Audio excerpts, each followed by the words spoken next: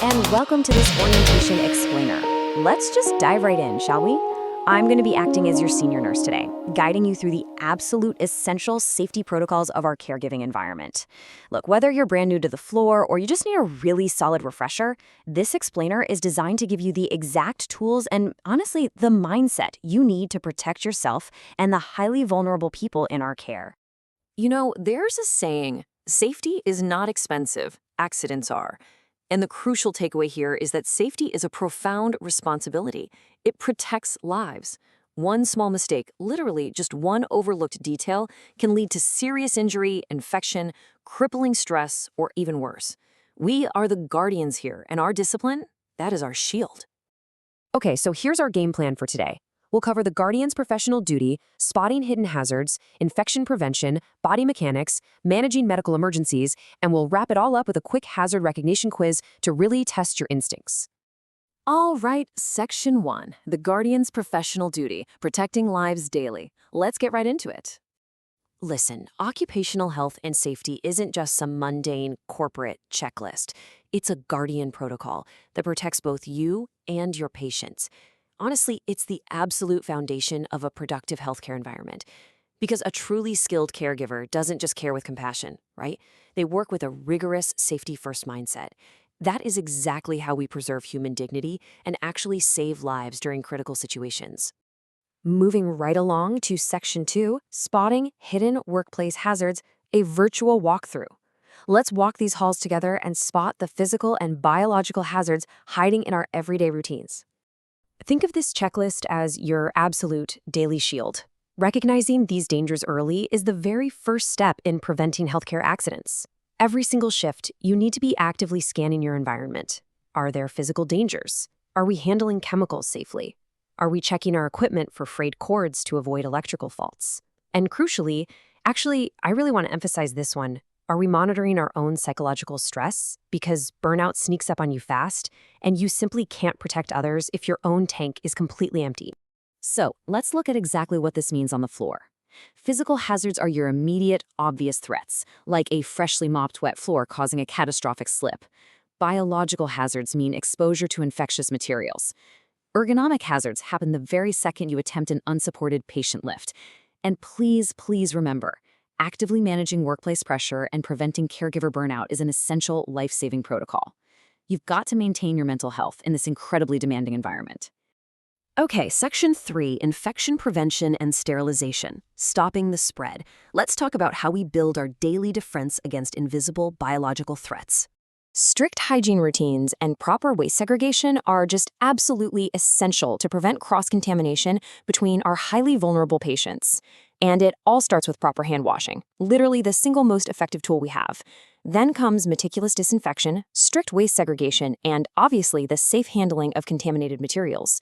If we fail at any of these 4 steps, we risk becoming the very vehicle that spreads disease across the entire ward. No pressure, right? Here is the golden rule, folks. Treat all bodily fluids as potentially infectious, period. Utilize your personal protective equipment accordingly. Gloves for direct contact, masks for respiratory defense, shields for sudden splashes, and gowns to protect your scrubs. And here's a massive pro tip for new staff. Knowing how to carefully and methodically remove your PPE is just as important as putting it on. You definitely don't want to accidentally contaminate yourself at the very end of a high-risk procedure. All right, on to Section 4, Body Mechanics. Safe lifting. We really need to focus on how you move your own body to prevent long-term physical strain. Protecting your spine by bending your knees instead of your back is a non-negotiable professional responsibility. Look, we've all been there, right? You're in a rush, you're tempted to just bend over and quickly grab a heavy box or adjust a patient. But when you do that, or if you hold a heavy weight far away from your center of gravity or twist your spine while lifting, you are basically setting yourself up for a career-ending injury. Bend the knees, keep that back perfectly straight, and hold the weight close. Mastering these movements ensures you don't become the patient. We see it way too often. Caregivers suffering from debilitating fatigue simply because they rush to lift. Implementing proper body mechanics protects against long-term physical damage. Just think of it as your daily act of self-preservation. Next up, Section 5, Managing Urgent Medical Emergencies, Composure in Crisis. We have to discuss how to maintain total calm when things get intense. Okay, a fire breaks out. What do? You execute the pass method flawlessly. Pull, aim, squeeze, and sweep. You pull the pin, aim right at the base of the fire, not the flames up top, the base. Squeeze the handle firmly and sweep from side to side. Memorizing this simple acronym means you can take decisive action instantly, way before a small flame requires a massive ward evacuation. But it's not just fires, right? We face a whole range of intense situations. Whether it's an earthquake evacuation or a sudden cardiac arrest, your preparedness and awareness are what prevent panic. Always keep exits clear. Know your step-by-step earthquake evacuation routes. When you automatically know the protocol for a sudden fall or a choking incident, your heart rate stays steady, and you can communicate clearly to coordinate with your emergency team. So when chaos strikes, you stick to these 5 fundamental steps. First, assess the situation. Then, call for help. Seriously, never try to handle a massive crisis alone. Protect the patient, execute your protocols, and stay completely calm. Once the immediate danger is totally managed, then you'll follow the official steps for documenting the workplace incident. But in the heat of the moment, these 5 steps are what keep everyone alive.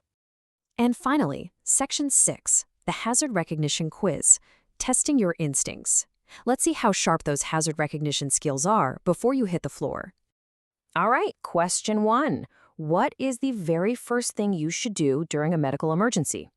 Take a second. Think back to that emergency sequence we just covered. The answer? Assess the situation. You must always assess the situation first to protect both the patient and yourself from hidden dangers. If you just rush in blindly, you might step right into an active electrical hazard or a toxic chemical spill, and suddenly, you're a second victim. Okay, question 2. Why is strictly adhering to proper body mechanics vital for a caregiver? Think about the heavy physical toll of moving patients, adjusting beds, lifting bulky medical equipment day in and day out. Exactly. It prevents severe back injuries and muscle strain. Your physical health is everything, and utilizing proper body mechanics prevents career-ending long-term damage, so you can actually safely return to work the next day and keep helping those who need you. As we wrap up this explainer, I want to leave you with this. Every safe action today prevents harm tomorrow. Safety saves lives daily. So I have to ask, what is the one habit you are going to change on your very next shift to ensure you and your patients go home safe? Take these protocols, make them your instincts, and step onto that floor as the guardian they need.